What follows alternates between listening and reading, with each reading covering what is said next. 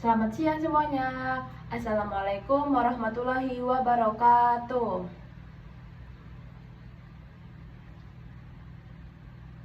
Baik, gimana kabarnya anak-anak? Alhamdulillah sehat. Siapa yang tidak hadir hari ini? Putri sama Putra. Keterangannya apa? Sakit? Semoga yang sakit lekas membaik. Amin ya rabbal alamin. Nah, anak-anak, kita mulai pelajaran hari ini. Dan sebelum kita mulai pelajaran hari ini, kita sebaiknya berdoa dulu. Ayo ke kelas dipersiapkan. Doa mulai. Doa selesai. Baik, kita mulai pelajaran hari ini ya. Kemarin ada yang ingat nggak? Kemarin itu kita belajar apa? Ya, budaya, kebudayaan.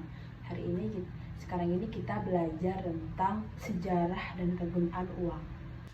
Yang pertama itu ada sejarah uang. Sebelum ditemukannya uang, manusia memenuhi kebutuhan hidupnya ya dengan berburu dan mengumpulkan bahan makanan sendiri. Masa ini disebut masa prabarter, di mana manusia tidak bergantung pada orang lain, melainkan hanya bergantung pada alam. Ya anak-anak. Terus setelah masa sebelumnya ditemukan uang, di sini juga ada yang kedua, masa setelah ditemukannya uang. Ya, masa setelah ditemukannya uang, manusia mengalami berbagai perkembangan dalam cara berinteraksi. Di antaranya ada uang komoditas. Setelah mengalami kendala dalam sistem barter, manusia mulai menciptakan uang komoditas atau uang barang. Contoh uang komoditas adalah garam, kerang, manik-manik atau barang berharga ya. Terus sebelum kita lanjut ke selanjutnya, materi selanjutnya, kita ice breaking dulu ya, biar lebih semangat lagi. Tuh ada yang ngantuk tuh, udah mulai ngantuk, sekarang kita ice breaking dulu ya. Kayak gini Bu contohin. Tepuk semangat. Semangat. Semangat. Coba sekali lagi ya. Tetapkan semuanya. Yuk kita mulai. 1, 2, 3. Tepuk semangat. Semangat. Semangat. Nah, udah mulai bersemangat kan sekarang Ibu jelaskan lagi dan Ibu lanjutin penjelasannya. Ada masa yang saat ini yaitu uang kartal. Apa itu uang kartal? Uang ini hanya dikeluarkan di Bank Indonesia. Selain Bank Indonesia tidak boleh uang ini dicetak perum peruri ya. Apa itu uang kartal? Uang kartal itu seperti uang kertas atau uang logam ya, kayak yang 1000 yang ada gambar-gambar itu uang kertas. Kita akan membeli barang-barang yang anak-anak. Terus di sini juga ada uang giral. Uang giral dikeluarkan di bank pada umumnya biasanya seperti BNI, BRI, BTN, BCA. Contohnya itu yaitu ada cek, giro, kartu kredit, kartu debit, dan ATM.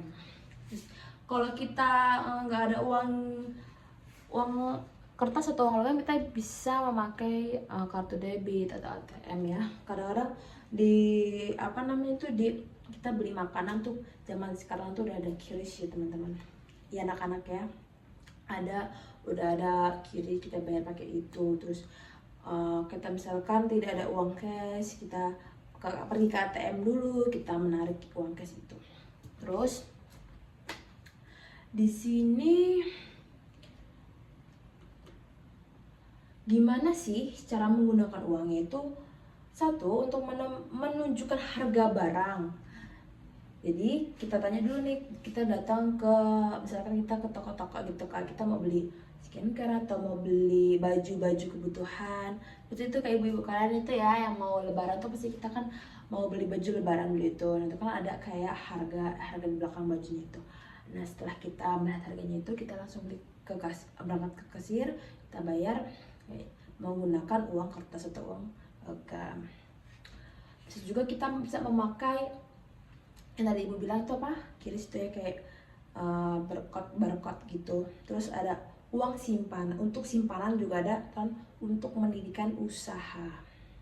Itu cara menggunakan apa tadi, menggunakan uang. Terus di sini juga ada cara mengelola uang. Nah, yang pertama itu uang bukan untuk satu kebutuhan. Maksudnya apa? Uang bukan untuk satu kebutuhan. Kita tuh banyak banget kebutuhan seperti kebutuhan primer, kebutuhan sekunder, dan tersier. Kalau primer itu kebutuhan yang paling penting, kita utamakan kebutuhan yang paling penting ya. Habis kebutuhan yang paling penting, kita baru keinginan.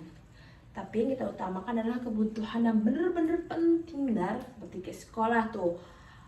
Kita harus utamakan pendidikan dulu, kita harus utamakan yang paling penting uang itu, jangan menghambar-hambarkan uang ya.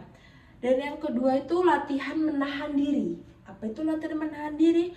Misalkan nih kita udah menabung-nabung, terus tiba-tiba ada tuh bakso jajan-jajan lewat depan rumah kita, terus kita panggil tuh. Jadi kan kita jadi menahan diri, kita harus menahan diri. Misalkan kita ingin membeli sesuatu yang kita inginkan, impikan lah, kita harus menahan diri agar apa barang yang kita inginkan itu kita tercapai untuk membelinya.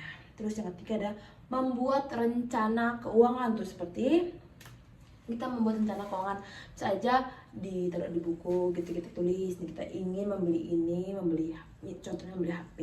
Kita harus membuat rencana keuangan ya anak-anak ya, agar kebutuhan kita itu tercapai.